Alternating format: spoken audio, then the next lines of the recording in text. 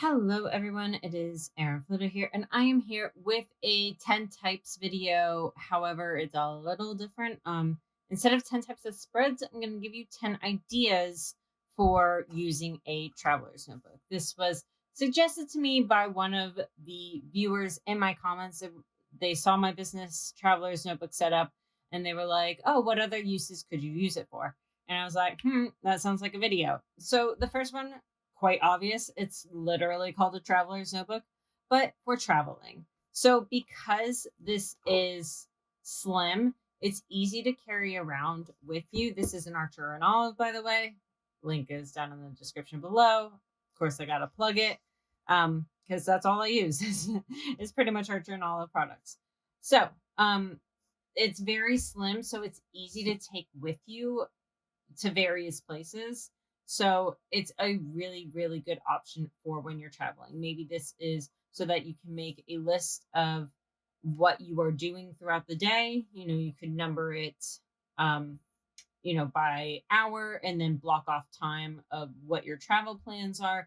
Maybe it's to take journaling notes while you are traveling. Maybe it is to plan out and have reference to flights and traveling and hotels and things like that. So a great option for a traveler's notebook is literally to travel.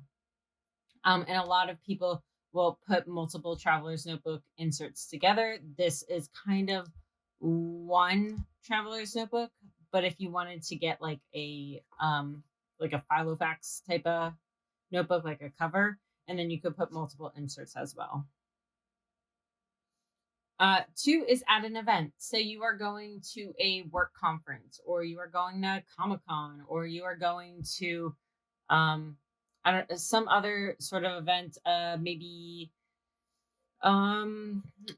family reunion, something to that effect, and there's a lot of memories that you want to keep at that event. Maybe you take a Polaroid with you and you want to stick a Polaroid in here and journal what types of things you did. Maybe you want to take sketch notes. For example, if you are at a conference, sketch notes is a great option to take notes while you are actually learning something. So at some sort of event where you can keep your memorabilia, take notes, things like that.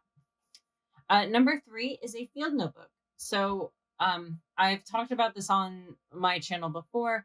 I am an environmental scientist. That is my job. While I don't use Archer and Olive notebooks for my field notes, when I do go out into the fields, I do use a notebook to take notes while I am traveling around a facility and looking at their various Clean Air Act regulated items. I don't know. That's not the best way to explain that. But anyways, say you want to go and observe nature, right? If you're going on a hike or something to that effect, and you want to sketch out the things that you are seeing in the wild. Maybe it is a spider, maybe it is a oak leaf, maybe it is, I don't know, a little critter of some sort. And you want to sketch things out. Again, take some little notes here and there, just a little form of memory keeping, so that you can draw what you saw during a hike. So that's another idea. Number four is art and sketching. Um, and I came up with this one because while I was looking for various ideas, I did see one for engineers that, because of the type of notes that they take in class, they do a lot of sketching. I think this was mostly for civil engineering and architects and things like that. But doing some art and sketching for either your work or just for fun, having a little pint size so that you don't have to fill up a giant page for your sketch notebook. It's a little bit more manageable in a smaller type of notebook. Number five is DIY home projects. And the only reason I put this one on is because I'm literally in the middle of a million DIY home projects. And I'm not finishing any of them. I have most of them 50 to 75% done, but like there's the last little thing that needs to get done. So I do some DIY home project pages in my main notebook when I know I have time to finally work on something. Maybe it's sketching out the ideas for my built-ins, which are no longer built-ins, they're just going to be shelving because built-ins just seem like a lot of work. So and I was having issues because my home is an older home, and so the studs are not very well aligned for my purposes. So, some DIY home projects. You know, you have a page to sketch out, you have a page that says, oh, here's all the materials needed, here's the budget for it, blah, blah, blah. So, doing some DIY home projects. Number six is, again, a pretty obvious one for a main planner. I've shown on this channel, or maybe Archer and Olives, while I was part of that design team, the different types of spreads that you can do: monthly spreads, weekly spreads, daily spreads, journaling spreads, all that kind of stuff. So, using it as your main planner, it's just a little bit skinnier than your main planner. And especially if you just do like daily pages, or you don't need a lot of space for the amount of tasks. Maybe for you, planning is just keeping track of habits, and what events are happening throughout the day. Maybe you're not a task list type of person, or maybe you are a list type of person. You have your monthly spread here, and then your day where you can break it down into um, time blocking, task lists, rolling tasks, etc. Number seven is for a wellness notebook, and I put this one in particular, but what I mean by wellness notebook is a caveat of traveler's notebooks that anything that you want to do a focus on.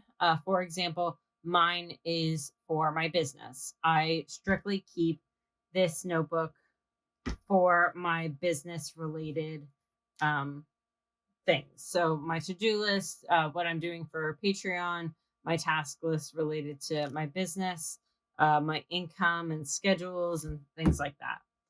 So I'm using mine particularly for a business notebook.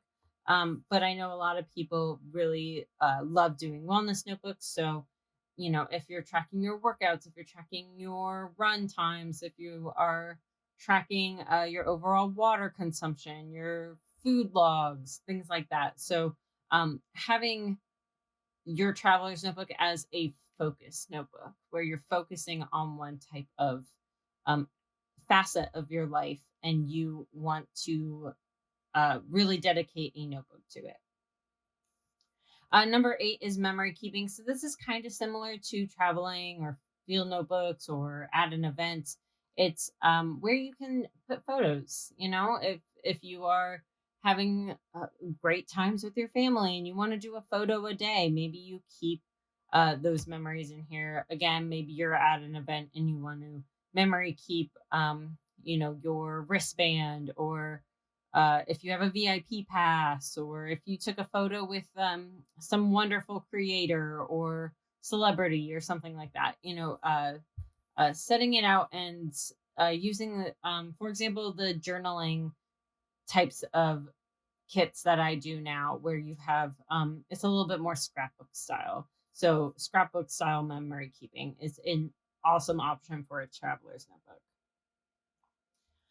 Number nine is a cute one, is like a baby book or a child's book. So everything related to that baby or to your child would go in one notebook. That way you can, you know, take their first day of school picture or their first steps and really just spend time documenting their life. I and I'm sure this could go beyond 144 pages, obviously. But if you are, um, you know, you could write little letters to them and things like that. And that's something that you could hand down to your child later on. It's like, here's all the things I was thinking while you were living, you know, and this is all of my feelings, and I'm putting it in one notebook, and I'm handing it off to you one day, with all of the things that were special to me about our relationship, about our time, while you were just a kid. So I think that that would be a really cute notebook. Is just to have one dedicated specifically to your child. And then number 10 is a fun one, and NaNoWriMo is coming up soon. So I thought I would do a little bit of a nod to that. That's coming up in November. NaNoWriMo is National Novel Writing Month. No. It's a little bit of an acronym for that. So developing a story. So one of the things that I see pretty much every single year when people are writing notebooks is they set up character plots, things like that. Doing it that in a traveler's notebook could be really, really interesting, because say you have a page specifically, or several pages specifically tailored to one character. You have a sketch out of them. You are able to write notes about them, things that, especially if you're writing a long novel, there's things that you obviously want to reference later on. So you could put little notes about things that were very important that will come up later, or come up in a second book or something like that. So developing your outline and story within a traveler's notebook. So, anyways, those are my 10 ideas for a traveler's notebook. There are so many more. If you use your traveler's notebook for something different, please let us know in the comments down below, because I am sure that could be very, very helpful for other folks as well. And again, I hope you enjoy this video. I have fun doing these 10 types videos. And this was a little bit of a different take on the 10 types video. So thank you so much for joining me, and I will see you next time. Bye, everyone.